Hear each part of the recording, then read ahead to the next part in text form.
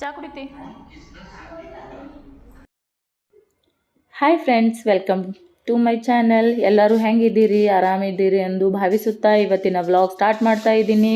Start ಮಾಡೋಕ್ಕಿಂತ ಮುಂಚೆ ಯಾರಾದರೂ ಹೊಸೊಬ್ಬರು ಇದ್ದರೆ ಈ ಒಂದು ವಿಡಿಯೋ ನೋಡ್ತಾ ಇದ್ದರೆ ಪ್ಲೀಸ್ ಸಬ್ಸ್ಕ್ರೈಬ್ ಮಾಡಿ ಆ್ಯಂಡ್ ಪ್ಲೀಸ್ ಸಪೋರ್ಟ್ ಮಾಡಿ. ಹಾಗೆ ನಿಮ್ಮ ಫ್ರೆಂಡ್ಸ್ ಆ್ಯಂಡ್ ನಿಮ್ಮ ಫ್ಯಾಮಿಲಿ ಮೆಂಬರ್ಗೂ ಶೇರ್ ಮಾಡಿ. ಸಾಯಂಕಾಲ 4 ಗಂಟೆಯಿಂದ ರಾತ್ರಿ 10 ಗಂಟೆವರೆಗಿನ ನನ್ನ ರೊಟೀನ್ ಏನಾಗಿರುತ್ತೆ ಅಂತ ಇವತ್ತಿನ ವ್ಲಾಗ್ನಲ್ಲಿ ತೋರಿಸ್ತಾ ಇದ್ದೀನಿ. ನೋಡಿರಿ, ಇಬ್ಬರದು ಮಕ್ಕಳದು ಹೆಂಗೆ ಆಟ ನಡೆದದ. ದೊಡ್ಡವಳು ಹೆಂಗೆ ಮಾಡ್ತಾಳೆ, ಸಣ್ಣಕಿನೂ ಹಂಗೆ ಮಾಡ್ತಾಳೆ ನೋಡ್ರಿ.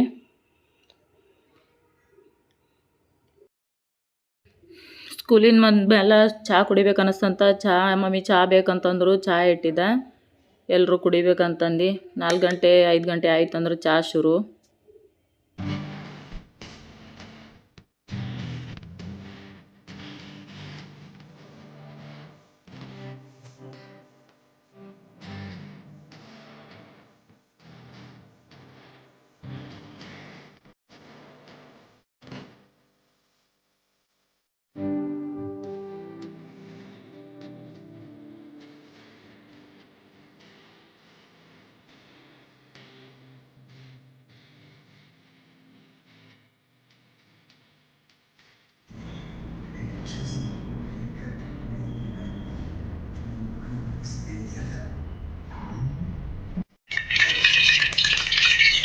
ರಾತ್ರಿ ಆದಮೇಲೆ ಟೊಮೆಟೊ ಸಾಂಬಾರು ಮಾಡಬೇಕಂತ ನನ್ನ ಸಣ್ಣ ಮಗಳು ಹೇಳಿದಳು.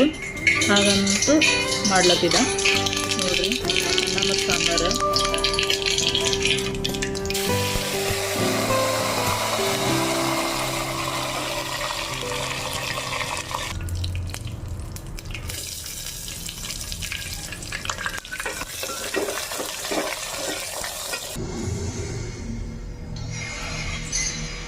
ಬೇಬಿ ಫಿಲ್ಮ್ ಹತ್ತಿತ್ತು, ನೋಡ್ಕೊತ ಕೂತಿದ್ರು ಅವರೆಲ್ಲ. ನಾ ಈ ಕಡೆ ಅಡುಗೆ ಮಾಡ್ಲತ್ತಿದ್ದ.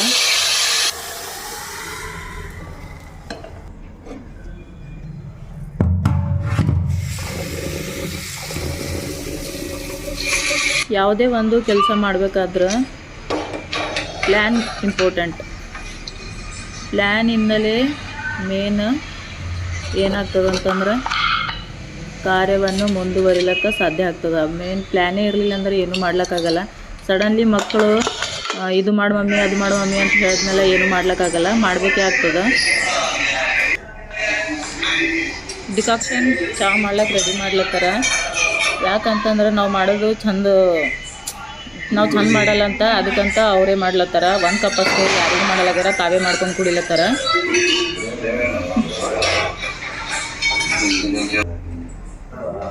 Next cricket ನೋಡ್ಲತ್ತಿದ್ರು. ಅದು ಯಾಕೆ ಅನ್ಲತ್ತಾರ, ಯಾಕೆ ಗೆದ್ದಲಾಗ್ಯದ ಅಂತ. ರಾತ್ರಿ ಆಮ್ಲೆಟ್ ಮಾಡಿದೀವಿ.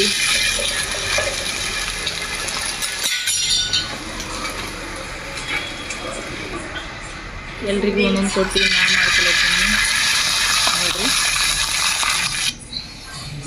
ಆಮೇಲೆ ನಾ ಊಟ ಮಾಡ್ತೀನಿ. ನೆಕ್ಸ್ಟ್ ಅವರೆಲ್ಲ ಊಟ ಮುಗೀತು, ನಂದಷ್ಟೇ ಉಳಿತು.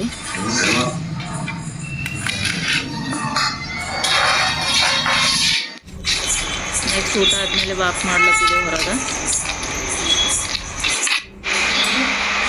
ವಾಕ್ ಆದಮೇಲೆ ಒಳಗೆ ಬಂದ ಇಬ್ಬರು ಸಣ್ಣಕ್ಕೆ ಸ್ಟಡಿ ಮಾಡ್ಲತ್ತಿದ್ರು, ದೊಡ್ಡಕ್ಕೆ ಮನ್ಕೊಂಡ್ರು.